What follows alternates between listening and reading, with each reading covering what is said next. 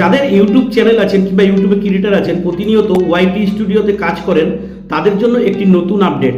যারা এখনো পর্যন্ত দেখতে পারেননি আর যারা নতুন প্লে স্টোর থেকে ওয়াইটি স্টুডিও ডাউনলোড করবেন, তাদের চোখে অবশ্যই পড়বে।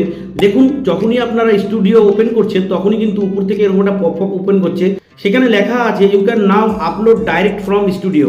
তার মানে আপনি কিন্তু এখন এই প্লাস সাইনে ক্লিক করে কিন্তু আপনারা শর্ট কিংবা লং ভিডিও আপনারা এখানে আপলোড করতে পারেন। কিন্তু এখানে একটা প্রবলেম আছে, যারা ব্যাকগ্রাউন্ড মিউজিক দিতে চাইছেন, একটা ট্রেন্ডিং সং দিতে চাইছেন কিংবা আপনারা একটা টেক্সট লিখতে চাইছেন, সেটা কিন্তু এখান থেকে আপনারা এডিটিং করতে পারবেন না। তার জন্য কিন্তু আপনার ইউটিউব অ্যাপসটাই আপনাকে ইউজ করতে হবে। একদম এডিটিং করে ভিডিও ডাইরেক্ট এখান থেকে শিডিউল করে আপলোড করতে চাইছেন, তারা কিন্তু এখান থেকে ডাইরেক্ট এখন ওয়াইটি স্টুডিও থেকে কিন্তু আপলোড করতে পারবেন। আপডেটটা আপনাদের কেমন লাগলো? যদি ভালো লাগে আর এরকমই আপডেট সবার আগে পাওয়ার জন্য চ্যানেলটি সাবস্ক্রাইব করে পাশে বেল আইকন দাবিয়ে রাখুন। আর ভিডিওটি ভালো লাগলে অবশ্যই একটি লাইক করে দিন।